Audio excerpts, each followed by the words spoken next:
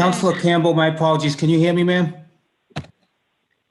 Yes, I can. Who is this? This is Shemaine Benford, Chief of Emergency Management. Good morning. I too had the same challenges that folks had, so I apologize, but thank you very much. Good morning. Oh, no problem. Thank you. And thank you for being here. Perfect. Okay, so I will just pull up my documents and get started here. Okay, and I just want to confirm that the only council colleagues as of right now is, I believe, Councilor Flynn. That's right. Okay. I'm gonna put my video on. Great. Carrie, if we get started, is there a way that I can sort of see everyone versus just this? Perfect. It's always better when you can do a gallery view. Hey, everyone. Good morning. And I hope everyone is doing well. Thank you, Carrie. Thank you, Michelle. So let me go through just some the technical script. So we'll get started. For the record, my name is Andrea Campbell. I'm the District 4 City Councilor. I'm also the chair of the Committee on Public Safety and Criminal Justice. We are joined today by my council colleague, Councilor Flynn. As other council colleagues arrive, I will announce them.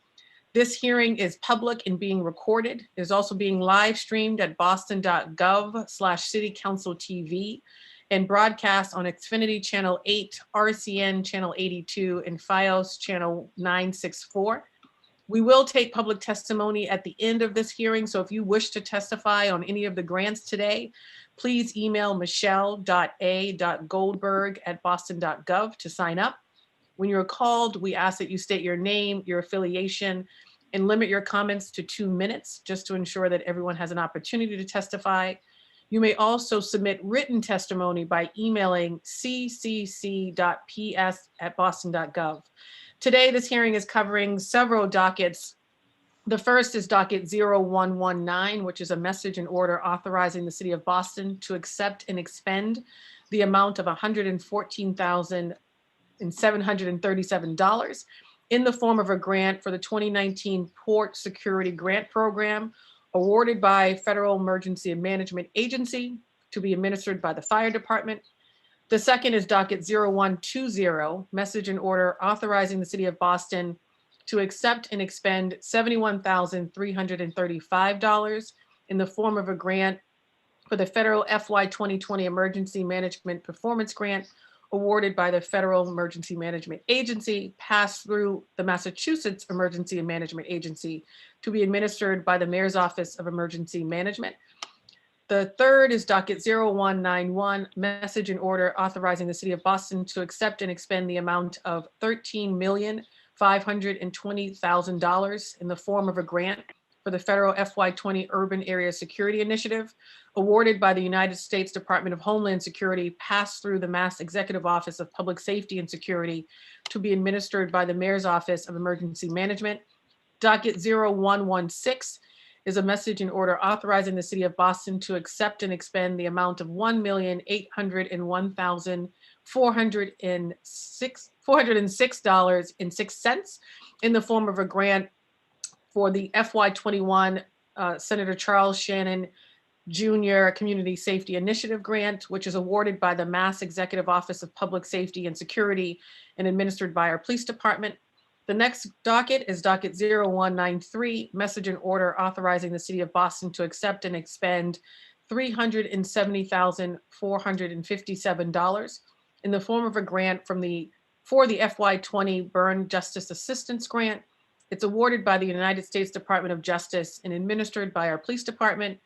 The next is docket 0118, message and order authorizing the city of Boston to accept and expend the amount of $123,306 in the form of a grant for the FY 20 Reducing Injury and Death of Missing Individuals with Dementia and Developmental Disabilities Program, awarded by the United States Department of Justice and to be administered by our police department. The next docket is docket 0121, message and order authorizing the city of Boston to accept and expend the amount of $40,000 in the form of a grant for FFY 2020 Municipal Road Safety Program. This is awarded by the United States Department of Transportation. It passes through the Massachusetts Executive Office of Public Safety and Security, and it's administered by our police department. And the last is docket 0124, message and order authorizing the city of Boston to accept and expend $10,000 in the form of a grant from the Simone Foundation I should say, awarded by Frank R. and Elizabeth Simone's Foundation to be administered by the police department. We have several panelists and folks testifying from the administration. Thank you so much for being here. I'm going to start with the first docket, which will be docket 0119. And this is the 2019 Port Security Grant Program. And if we could have the person from the administration who is testifying for this grant, if you could say your name for the record and the department you are representing, and then we can have you give an overview of the grant and then do questions, and we'll take them individually, each grant, or each docket, I should say. So let's start with docket 0119. My name is Kathleen Judge. I'm the Deputy Commissioner for Administration and Finance for the Boston Fire Department. And this grant we're very excited about because it is for a marine radiation system that will be mounted on our largest marine vessel, which is the Damrel, and it will help with our role of patrolling the harbor and protecting the harbor from any type of radiation sources, whether they be innocent, suspicious, or a threat. It will also detect nuclear sources that could be a threat to our port. And we will be installing this within the next few months. There was some delays in the manufacture from Thermo Scientific due to COVID, but we're hopeful that we'll have it before the summer.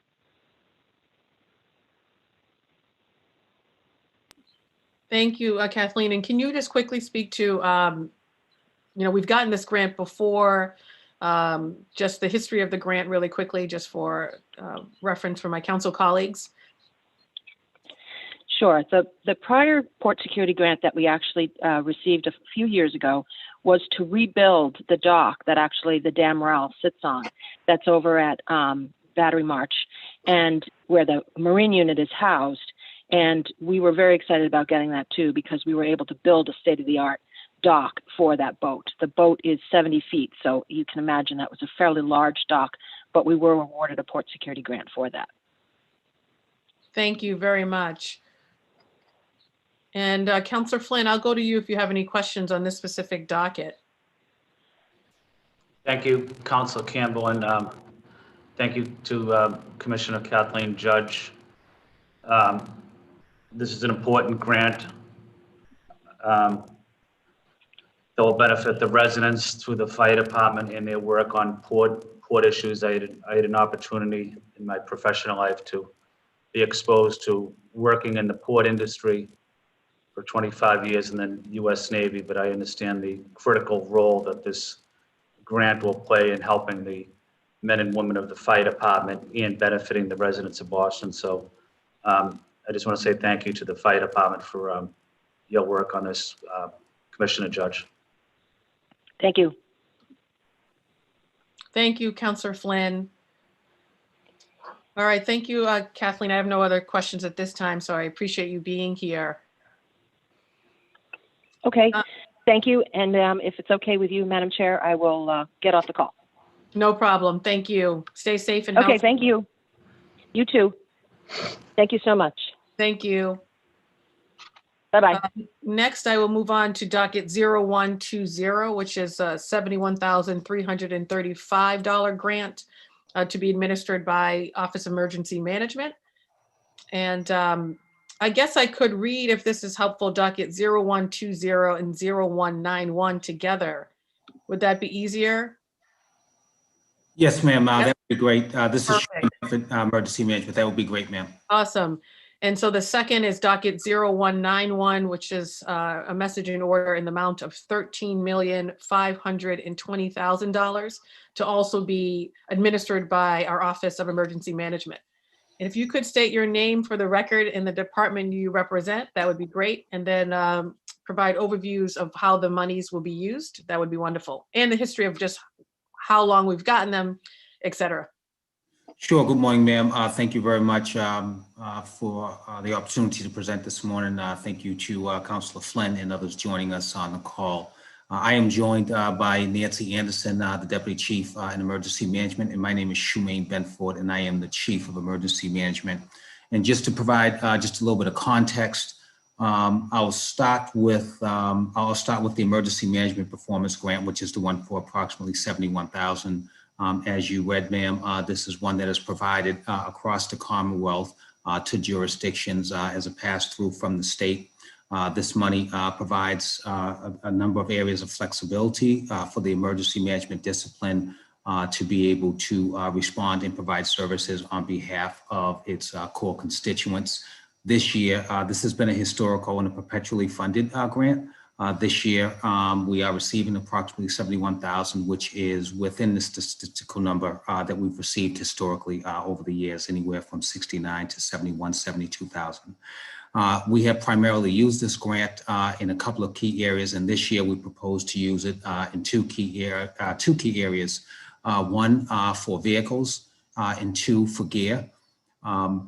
We are under the Public Safety Cabinet, and many of our roles fall in supporting other disciplines that serve as the lead agency. So to use an example, a major fire across the city, emergency management may be called in to provide support by way of shelters and or other services to aid in that response. And we made a concerted effort over the course of the last several years to ensure that our staff had the proper gear, the proper insignia, and the proper identification markers so that individuals in the communities could recognize them and serving as and in an official capacity.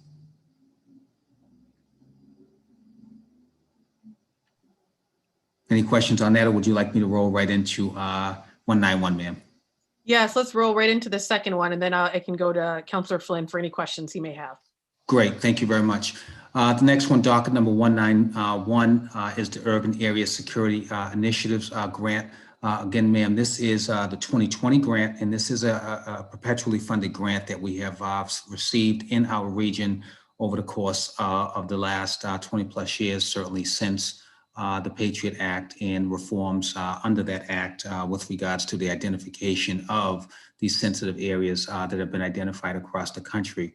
One of the main areas, as you know, when that act was passed and the main provisions under the act was to ensure that local jurisdictions, both state and local, could serve as a partner in how we defend our homeland. This grant provides enormous infrastructure, depth, and support for our primary public safety disciplines in being able to maintain a readiness posture. It also provides an enormous amount of support for the City of Boston and the Office of Emergency Management based on our funding structure, our primarily funder in supporting our positions in the work that we do, not just on behalf of the region, but also on behalf of the City of Boston, comes by way of this grant.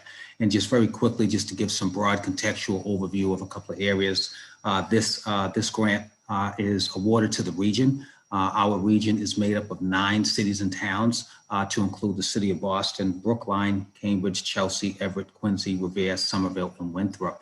The Office of Emergency Management, based on the early construct of the office, serves as the administrative support and the fiduciary for the region. So we provide that support on behalf of the region, A, and B, we provide core services as it relates to emergency management on behalf of the City of Boston. There are 8 specific mission areas: safety and security, critical infrastructure and protection, intelligence and information sharing, interoperable communications, CBRNE response, which is short for chemical, biological, radiological, nuclear, and explosive detection, public health and emergency services, planning and community preparedness, and cybersecurity. And just very briefly, in those specific areas, under the first goal area, the primary mission is to strengthen communities, the community's safety and security. This is multidiscipline. It services and provides support not just for our public safety sector, but also the Health Commission. We provided support and infrastructure work for some of the access points and mechanisms that are used at City Hall and other areas. So it does provide broad-based support across the region and in the city. The second goal area, which is critical infrastructure. Again, the region is continuously improving protective measures through physical security enhancements. And again, as I mentioned, these areas have been used to support places like City Hall and other critical infrastructures that are identified across the city and across the jurisdiction. The third area deals with intelligence and information. This goal area broadens our ability to develop a capacity and maintain a capacity that provides relevant, actionable, and timely information and intelligence and analytical support for the region. We've used this information in a number of different areas, ma'am, and Councilor, around elections. It supports EMS, it supports fire. It provides infrastructure and information that is used as we prepare for major events across disciplines such as the marathon, First Night, and other areas outside of our jurisdiction, like the annual Sandcastle event that is held in Revere, because it is a regional-based event. Our fourth area deals with interoperable communications, and this enables us to establish a regional network that leverages fiber and microwave asset interoperable access across jurisdictions. Now, that was a lot. And what it basically says is it allows us to work across disciplines so that we can communicate. Technology has vastly increased over the years. Many of our infrastructures are old. So this grant allows us to continually invest in that area so that as we look at, and particularly in the spirit of mutual aid and collaborativeness and cooperativeness, it allows us to talk to our neighbors and across disciplines without having to build up and invest in individual systems. So this provides that ability to do that. Our fifth area, and I'm almost there, ma'am, is CBRNE, again, which is short for chemical, biological, radiological, nuclear, and explosive detection. It provides regional bomb squads, hazmat, and urban search and rescue teams to involve themselves in preventative measures, including procuring decontamination, detection, and PPE equipment. And it also enables and allows for the response to those unfortunate incidents when they do help. And again, I would point out under this particular area, ma'am, this equipment and this training that is provided is really not only reactive when we have incidents, but it's also proactive. And it enables us to provide services both pre, during, and after a major event. And when we think of our public safety and when we think of our communities and members that could be exposed during incidences that involve any of these particular items, it protects and saves lives in a number of different areas. So we think about Boston Fire. We had a major event several years ago where they were fighting a fire over in East Boston, a casket fire. There were undeniably chemicals in there. That equipment helps them to decon. When we think of the police department, we think of the tremendous work that the men and women do around drug interdiction when they're exposed to fentanyl and when they're exposed to meth labs and other vulnerable areas to our immune systems. That equipment provides that level of protection. And again, when we think about EMS, EMS has to respond to it and treat those first responders as well as those community members. And in many instances, they are subject to secondary exposure. So this equipment is extremely helpful in providing that, not just for public safety, but also on behalf of our residents. The next goal area, public health and medical services. I want to point out, ma'am, that our disciplines, police, fire, and EMS are well regarded across the country, and industry leaders are groundbreaking and innovative. In these areas, and investment in these areas enables us to be able to invest and provide the level of support that the medical community needs, particularly EMS as our lead medical response agency, to be able to provide the level of support that is needed, not just for the discipline and not just on behalf of our residents, but also in working with our rich medical community. So it provides a deep level of support for providing them with the resources that they need. Next area, planning and community preparedness. I want to point out that in this area, the flexibility under this grant and a number of the flexibilities that were awarded by the federal government when COVID hit. This area was extremely critical in enabling the city of Boston and public safety to immediately get our hands on and procure PPE so that we were able to provide continuity of services on behalf of the city. So in this broad area, it enables us to not only get a hold of those equipments and those personal protection items that are helpful for our public safety discipline, they were also helpful in enabling us to immediately distribute some of these items out to the community while the city got up to speed, while the country responded, while the state responded. The final mission area is going to be cybersecurity and cybersecurity initiatives. And I want to point out there that this is one of the areas that requires mandatory funding and mandatory efforts in those in this area, both cybersecurity as well as elections. We work closely with the City of Boston's Office of Technology Do It in being able to provide core services and information that is helpful in protecting our systems. Interestingly enough, one of the systems that we're using to host this meeting. So this area does provide those resources and that security that helps to strengthen those areas so that we can continue on with the people's work. And then lastly, I will close with is this program, as I mentioned earlier, based on our organizational construct within OEM, our dual mission of providing emergency management and planning services on behalf of the city. We also support the region. So an enormous amount of our operating costs that go to support those services comes by way of this grant. So I want to close by, mention that the spirit of this grant is immensely important to emergency management and the work that we provide. And it has been critical and will continue to be critical for planning and the services that we provide, not just to our communities and our city, but to the region, ma'am. Thank you. No, thank you. And thank you for the more detailed overviews, which are always really helpful.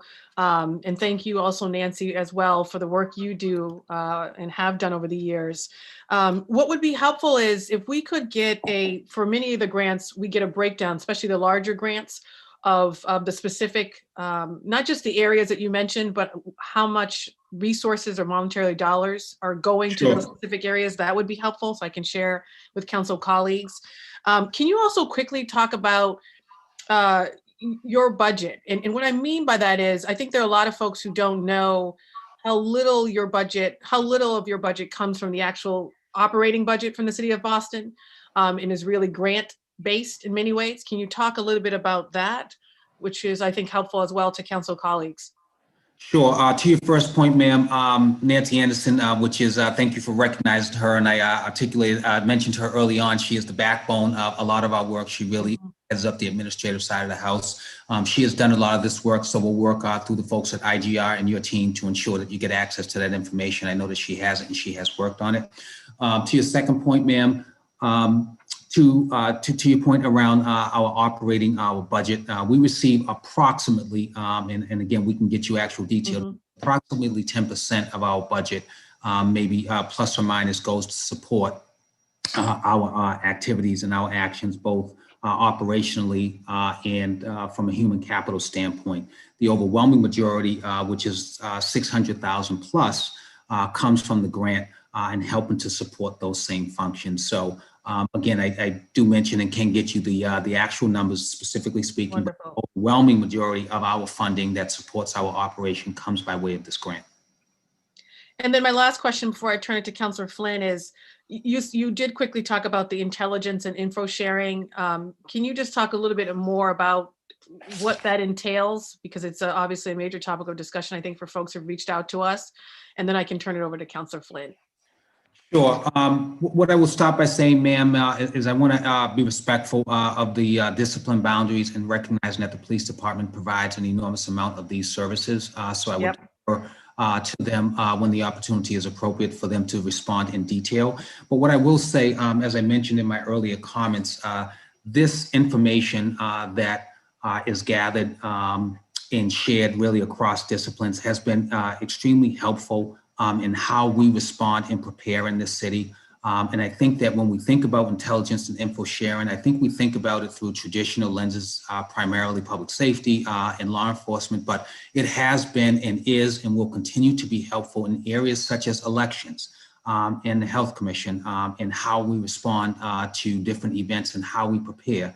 It's also helpful for the fire department when we think about the other goal area that talks about chemical and biological weapons. That information is extremely helpful in being able to catalog that information, share it, make it actionable, and share it with the stakeholders in a way that is user-friendly and helpful as we provide services.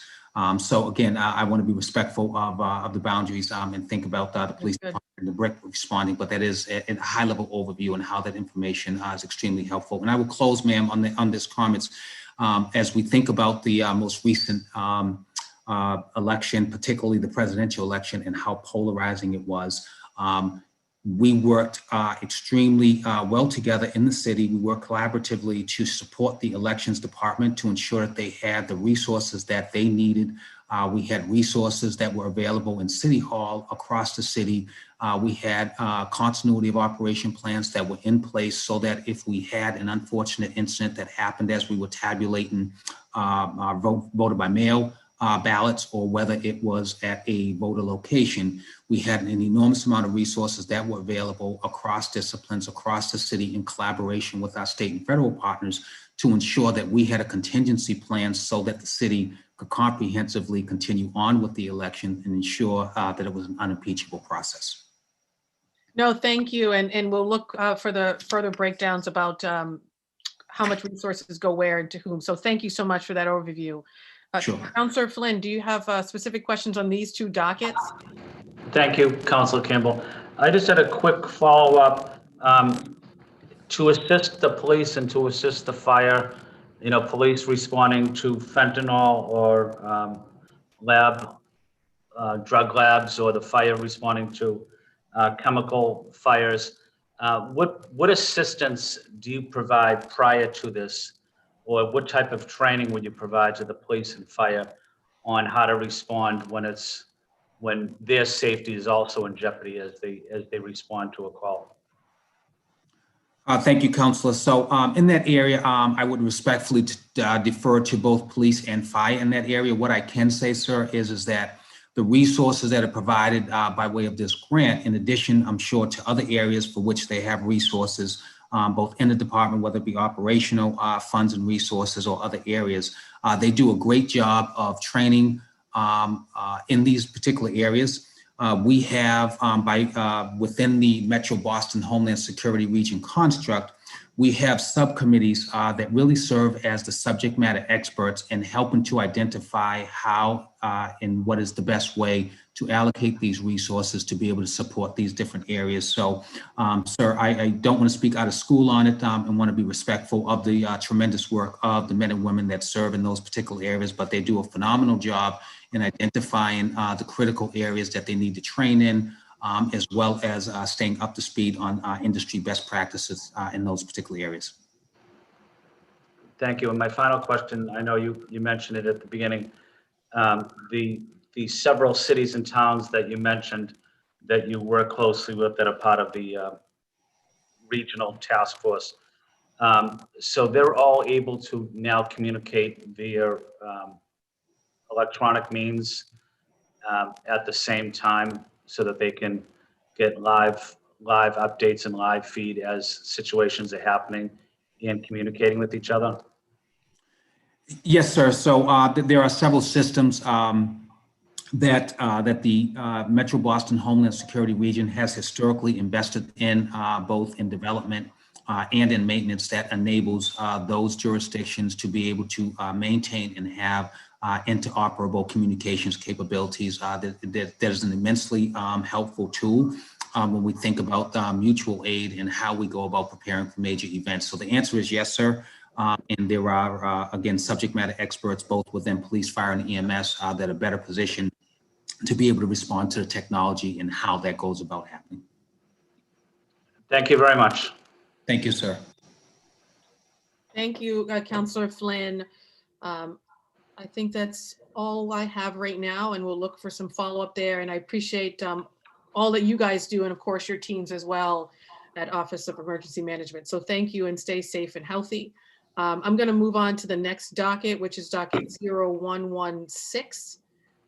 And if we can have the panelists who are going to speak to this grant, introduce yourselves for the record, and say the department you're representing, and then do an overview, that would be wonderful. Damon, are you going to, I obviously know who you are. I'm Damon Bills. I'm the project coordinator for the Senator Charles E. Shannon grant for the city of Boston through the Executive Office of Public Safety and Security. A bit of history on the grant. This will be our 15th year of operations of the Shannon grant. Give you a quick overview of what it is, just a basic outline, but I know everybody pretty much is. So Shannon Grant funds support the city of Boston's comprehensive strategy aimed at reducing gun, gang, and youth violence in the city by providing services and interventions to at-risk and gang-affiliated youth within these neighborhoods. The city of Boston's Shannon Grant has built successful collaboration balancing city, community, faith, social service, and law enforcement partnerships with the community using the following elements: opportunity provision, social intervention and prevention strategies, community mobilization, and organizational change and development. In 2015, Boston Police Department introduced a competitive RFP process to apply for the Shannon Grant. This opened up the grants to many different nonprofits and allowed funds to be granted to new organizations with a vested community interest in addressing and responding to youth violence through a variety of means. This is now an annual part of the Shannon funding cycle occurring in August, for which we receive about 50 to 60 applications for the grant and usually take on 5 new partners annually. We believe Shannon programming has had an impact on youth violence citywide since its inception. In 2006 to the end of 2020, we've seen a 16% decrease in homicides, 9% decrease in aggravated assaults, and a 10% decrease in total violent crimes, all through an initial investment of $350 per young person. So through this year, this last 2020 was a difficult cycle for Shannon. I'm sure it was a difficult year for a lot of organizations in our city. But what we did is strengthen our communication throughout organizations and our kind of cross partnership communication. So I would like to take this time to kind of shout out a few of our organizations and our partners that have helped us through that year, starting first with the Mayor's Office of Public Safety. That will be Rufus Falk and Xavier, Melissa and Mark, and Marta. That office is pretty much kind of a counterpart to us, and we work very close with them. And I just want to give them a little bit of props for the things that they do, as well as the Suffolk County District Attorney's Office with Ricky Grant and Danielle Drummond. There's another network that we have that we're kind of reaching across and kind of making sure that we're all hitting on the same points in our city. Also would like to send my support to and my thanks to Councilor Campbell for helping us with youth development grants and bringing that from this into a wider space. And of course, our long-term partnership with SSYI, that will be Francis DeLuca and the work that he does in that population. So for our Shannon for this year, we received $1.8 million, $1,801,403.05. Through that, going to community partnerships, that total will be $1,165,558.67. That goes to 22 different community-based partners. The BPD allotment for different units is $350,000. For staff and staffing for the Shannon programming, that would be myself and data analyst, that's $122,000. City of Boston administrative fee is $163,000. And so I'd like to open it up for questions.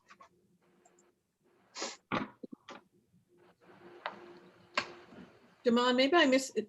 Did you actually give the actual grant, or did we, I should say, receive the list of organizations that were receiving the funds? And if not, can we get that so I can share with council colleagues?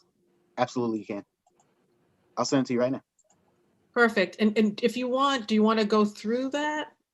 The list of grantees? Yes. Awards?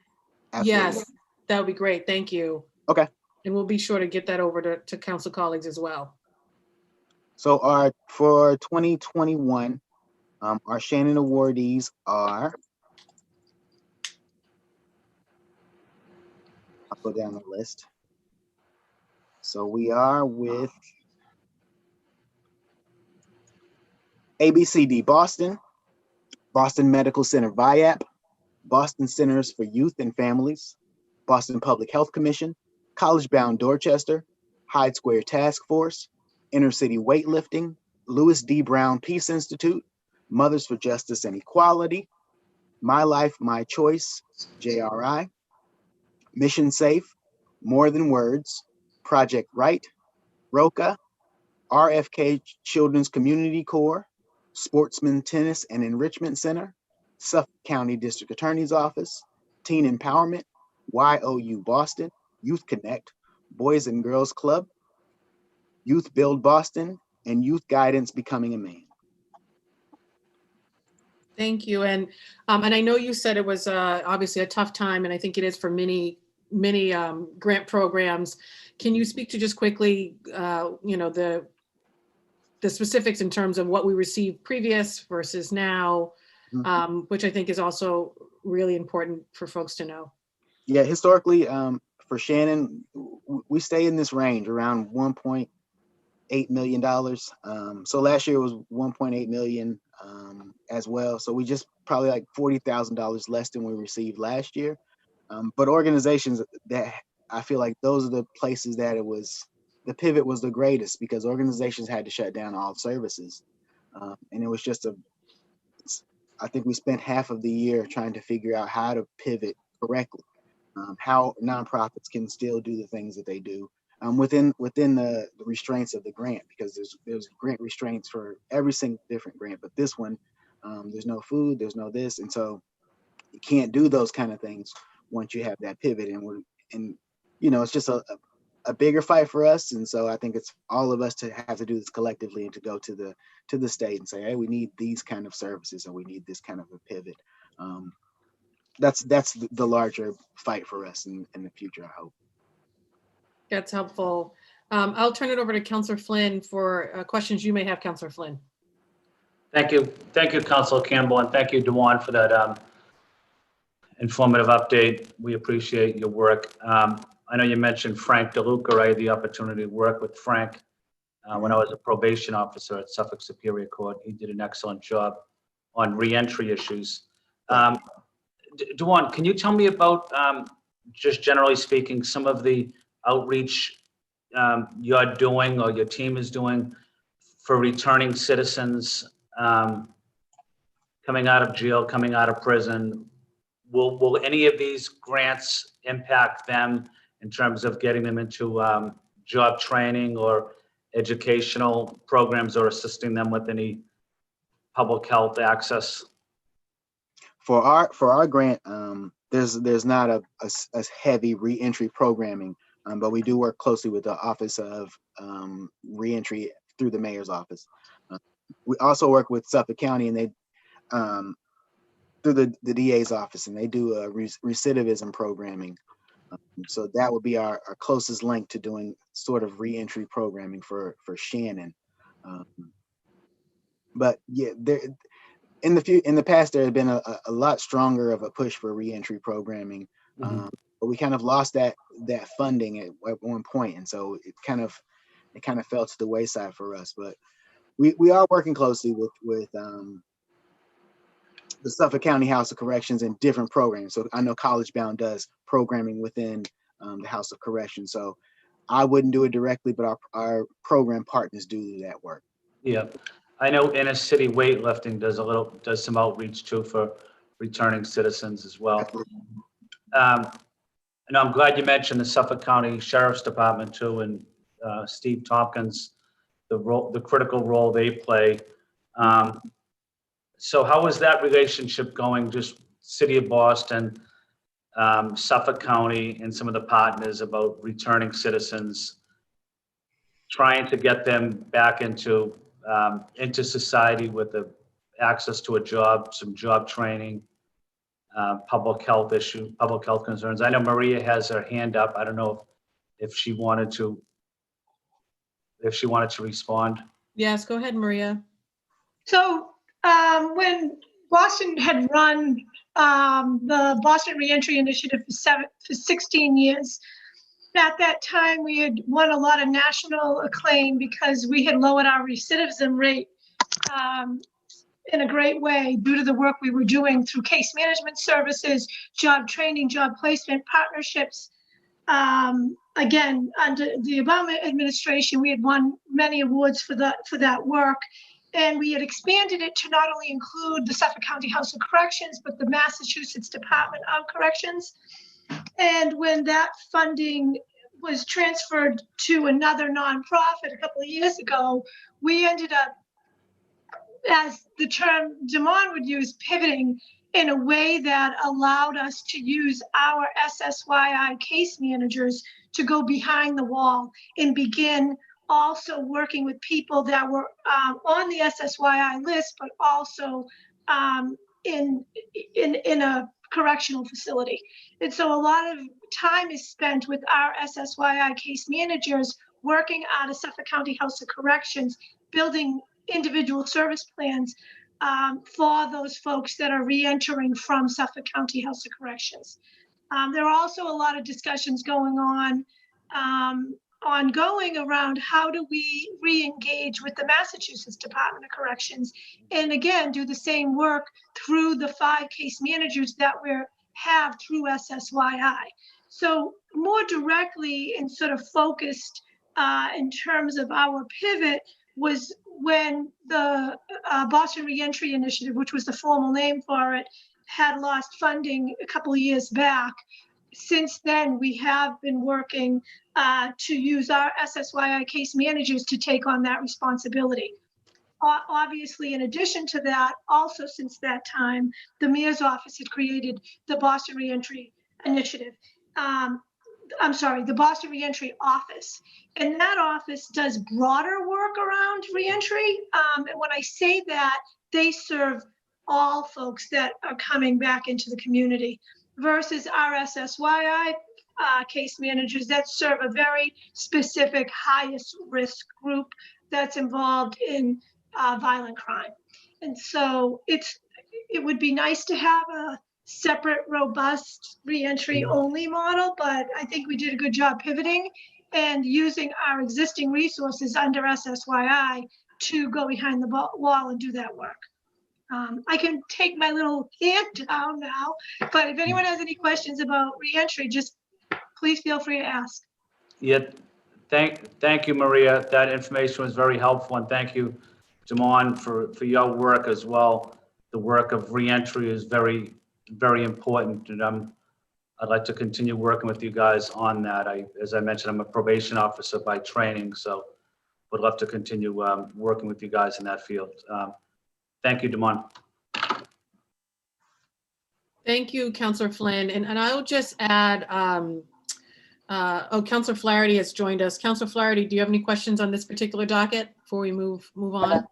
Nothing this time, Madam Chair. I'm just Okay. listening in. Thank you. I'll just add, Damon, and maybe this is, we can send this in a follow-up, is, you've changed the process around how the grant goes out to community, unlike some of the other grants we receive in the public safety context. I know you also have, developed some, whether it's metrics or ways in which to measure our success. If you could include some of that in your material that you send over to central staff, I could share that also with council colleagues, which would be really helpful. Okay. Awesome.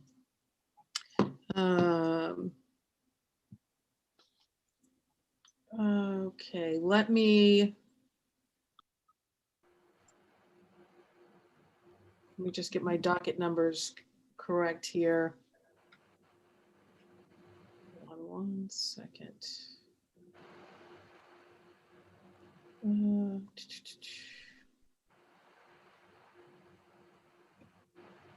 All right, I'm now going to move on to docket 0193, which is the FY20 Burn Justice Assistance Grant local allocation. And if, Maria, are you going to speak on this docket? No. Okay, if you could just obviously state your name for the record, the department you represent, Okay. and let us know what this is for, that would be great. Yeah. My name is Maria Cheevers. I'm the Director of Research and Development out of the Boston Police Department. This particular grant is what they call a formula grant. And by formula grant, it basically all local jurisdictions get a certain different amount of money every year. It's a continuation grant. They get the grant based on the crime numbers that they submit to the FBI around late February, early March every year regarding the prior year's crime stats. And so for this particular year, we had turned in our crime stats, and the amount that we're awarded through this formula is $370,457. As I said, it's a continuation grant, so it continues to support existing ongoing positions. The 3 positions that it supports is a domestic violence analyst that works over at the Family Justice Center, and that person provides ongoing support to the units at the Family Justice Center, which include not only domestic violence, but human trafficking, primarily sex trafficking, crimes against children, and sexual assault. And so with those numbers that come in through those 4 categories, they need a data analyst to get to process and to create reports on those numbers and to report those numbers out. So that's that person's full-time position. Another position that's included in this is an ongoing position, and it is the technology coordinator for the Boston Police Department. And that technology coordinator's role is to not only help set up the new record management system, which is right now, we've onboarded Mark 43's record management system, which most people in policing know as the RMS system. The RMS system collects crime data for every incident that comes into the city of Boston. So an incident report is filled out, it is then put into the system, and then people draw down those numbers through that system to be able to, again, report out crime numbers in all crime categories, part 1, part 2. Not only is the technology coordinator's position to oversee the onboarding of this new improved record management system, but she also is responsible for providing training and technical assistance to every single person in the Boston Police Department, both sworn and civilian, that has to operate this record management system. The 3rd position is a hub coordinator, and that's a citywide position. And I want to thank Councilor Campbell for supporting the hub model and supporting the use of these funds to provide us with a citywide hub coordinator. That hub coordinator is going to begin probably end of March, end of February, beginning of March. And through that position, we're going to expand hubs in Dorchester C11, Roxbury B2, Mattapan B3, and we're going to try to create a hub table in the Melnia Cass area with the street outreach unit. There's a lot of activity going on in that project right now. If anyone has any questions about it, call me. I'm overseeing sort of getting these 4 new pilot hubs up and running in these 4 districts. Extremely exciting model. I feel that the model will allow us to transition to a lot of the police reforms that we've been talking about all along over the past year and a half, if not 3 years. And we could really use at some point the opportunity to really educate people on the benefits of this model and why it does sort of fit well with a lot of the police reform work that we're all trying to move forward. And so those are the 3 positions that get covered by this continuation grant.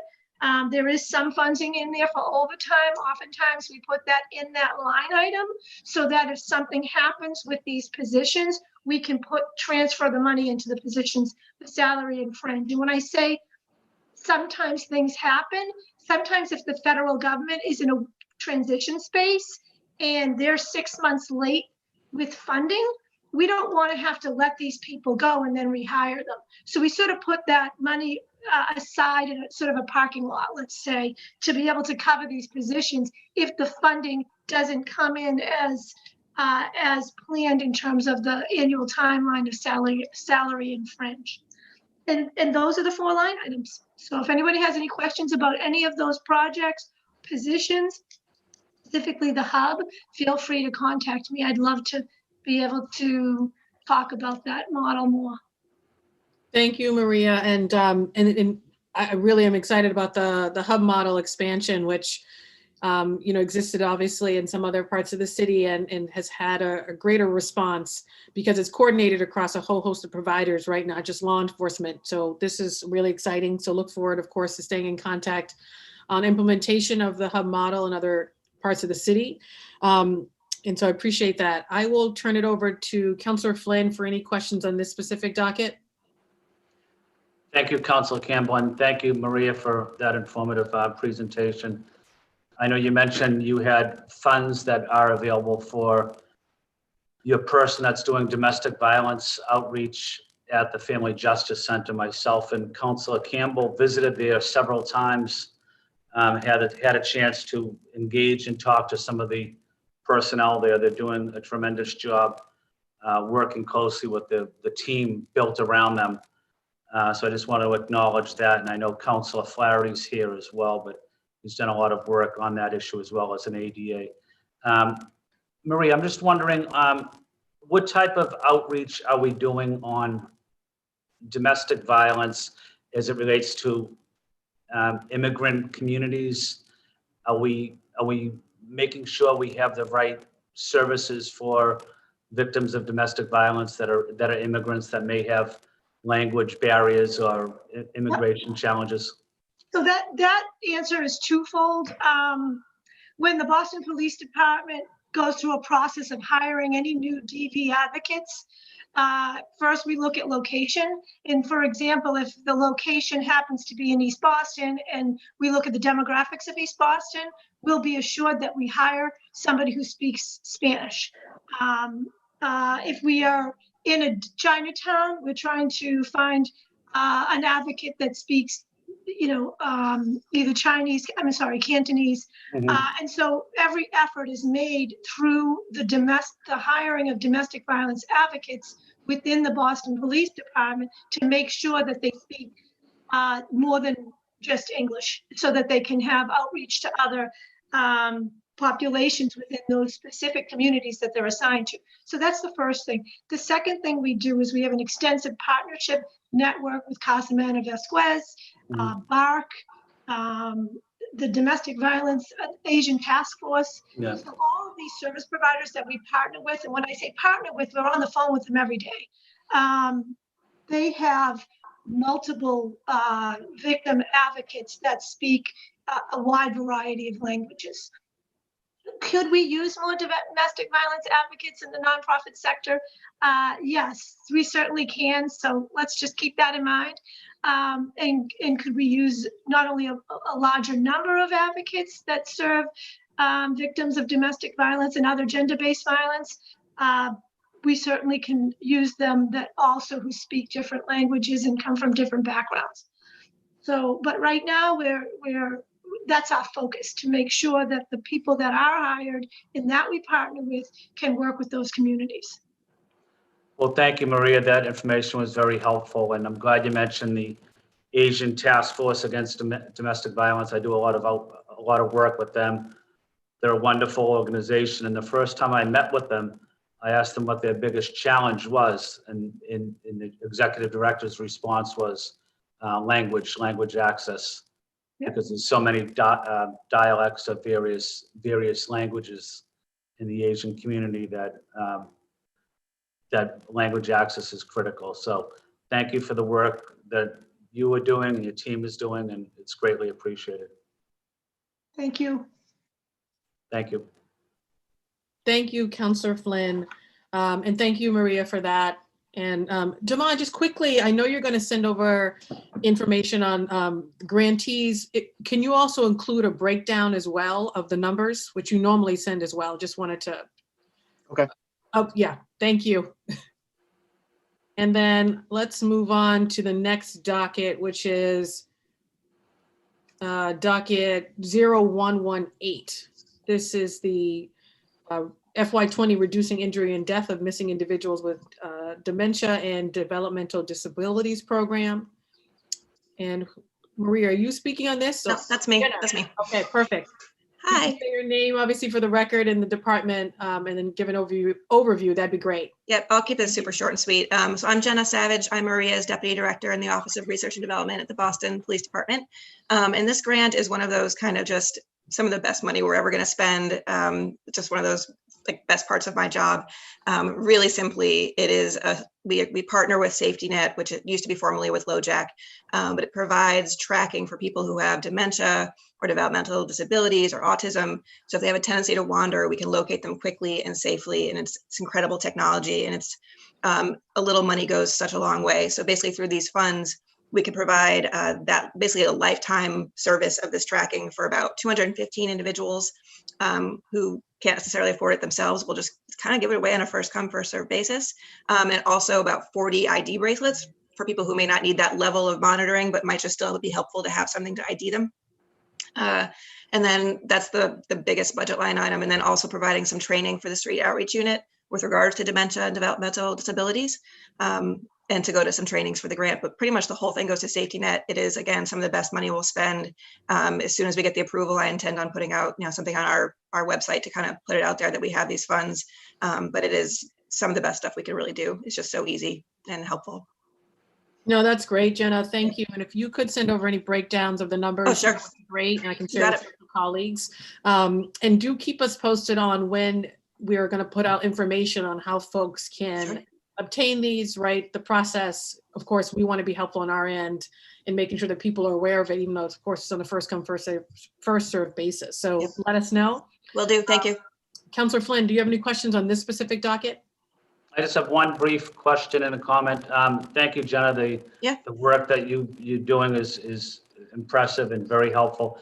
Are you working closely with the Mayor's Commission for Persons with Disabilities on any outreach at all? Not yet, but that is definitely something that we should do. And so, if you have a particular contact person. Commissioner McCosh, who's a friend of mine, she's the chair. She's a wonderful person, and she'd be glad to help out a partner. But she does obviously a lot of work in this field. So I have the greatest respect for people that do work in the disability field. So thank you, Jenna, for what you're doing. Great. If it's okay, I'll reach out to you to get her contact information. Definitely. Thank you. Thank you, Councilor Flynn. Yes, Commissioner McCosh's thing. Her team is probably under-resourced given all that they do. And she has incredible contacts, not only with buildings, for example, within the authority of the city, but also our external partners who either house those with disabilities or who provide technical assistance. It might be easy channels for us to use to be able to get some of these devices out to those who need it the most. So that'd be great. Well, thank you, Councilor Flynn, and thank you, Jenna. Thank you both. And then now I'll move on to the last docket, which is docket 012. Actually, it's not the last docket. There's two more left. But the next docket, which is 0121, which is the Municipal Road Safety Program. Who is going to testify? Maria, you're going to testify on that? Awesome. For those who just joined, Maria Chevers, Office of Research and Development, Boston Police. This money is actually a pass-through from the federal government to the Executive Office of Public Safety. It's called the Municipal Road Safety Grant, and basically it's a $40,000 grant that will allow us to use $20,000 to do safety mobilizations in conjunction and coordination with other jurisdictions throughout the state on an annual schedule. So for example, the Executive Office of Public Safety around Super Bowl Sunday will put out a statewide mobilization for drunk driving, let's say, and the Boston Police will join with other jurisdictions to make sure that everybody's out there keeping the roads safe during that specific time. There's a wide continuum. Some of it is speeding and aggressive driving. Some mobilizations are distracted driving. Others are impaired driving and occupant protection. So they choose the mobilization based on the date and the time of year and maybe events that are happening annually during those dates and times. The other $20,000 in that grant pays for transportation safety equipment. So with our 20,000, we're going to be buying some of those LiDAR guns, they're called, and basically they allow a police officer to figure out how fast somebody's going as they speed by. We had a little shortage on that, so this was a great opportunity for us to be able to buy a few new ones because other ones had been at the end of their life cycle. And so 20 for mobilizations, 20 for equipment. Yeah, and that's the grant. Thank you, Maria. Councilor Flynn, do you have any questions on this specific docket? No, the only comment I had, Council Campbell, is over the last 3 years, the issue I spent the most amount of time on was pedestrian safety. It's a critical issue across the city, but the traffic enforcement piece of it is critical. So I know this will be helpful in that regard. So thank you for that, Maria. And the only other thing I was going to add is if there is an issue about funding for these types of guns, that we don't have enough of them in our stations, could you let us know? Because that would be a top priority for me to advocate for that in the upcoming budget. Traffic and pedestrian safety, traffic enforcement is critical in our city. So thank you for what you're doing. Okay, thanks. No, that's right. Thank you, Councilor Flynn. Yep. Thank you, Maria, for that. And then I'll go into the very last. Oh, and if you could also, I know you testified to it, send over the breakdowns as well, just so we can share it with central staff and of course council colleagues. That would be great. And then the last docket is, let me get the number right, docket 0124, which is from the Simone Foundation. Maria, are you speaking on this too? Oh, Superintendent. Council, I'll be speaking on this. Thank you. So good morning, Councilor Campbell, Councilor Flynn, Councilor Flaherty. My name is Paul Donovan. I'm the superintendent, the chief, the Bureau of Field Services, Investigative Services for the Boston Police Department. And relative to this this donation, the men and women of the Boston Police Homicide Unit would like to express our gratitude to the Simone Foundation for this generous donation. This donation will be utilized to advance the mission of the Homicide Unit. The Homicide Unit serves as the lead investigative group for homicides, suspicious deaths, fatal vehicle collisions, as well as investigation of sudden death of infants. The Boston Police Department is committed to providing Boston residents with professional and effective investigations. Training is an integral component of the investigative process. Each year, the new members of the Homicide Unit, they attend specialized training in death investigations. This year, due to the promotion and retirements of several members of the Homicide Unit, we're going to have a number of new personnel assigned there. This funding will assist us ensuring that new members of the unit receive the necessary training. Also, the Boston Police Unsolved Homicide Squad investigates homicides from previous years that remain unsolved. The squad is now utilizing the emerging field of genetic genealogy testing in an effort to identify unknown homicide victims, Jane or John Doe victims from years past that still remain unidentified. This science may also yield the identified of unknown suspects. We have a number of them over the years. We have some DNA evidence, but we've yet to identify. So we're looking to utilize, some of the funds from this donation to train investigators in this new genetic genealogy testing field. And then also the fatal collision investigation team investigates photo motor vehicle accidents and pedestrian incidents. The fatal team utilizes special equipment that requires specific technical knowledge and skills. We're going to utilize these funds for additional training in that area. If you have any questions. No, thank you, Superintendent. That was very helpful. And that was one of my questions, which you actually addressed in your remarks, was on the unsolved murder piece. So this is really fantastic. And so thank you for that level of detail. Really appreciate it. Councilor Flynn, do you have any questions? Thank you, Councilor Campbell. Thank you, Superintendent, for your presentation. I don't have any questions. Just want to say thank you to the Homicide Unit for the tremendous work they do in our city. They're very professional and hardworking. I just want to acknowledge their work in our city. Thank you, Superintendent, and thank you, Council. Thank you, Councilors. Thank you. And thank you, Counselor Flynn. I think Counselor Flaherty had to jump off.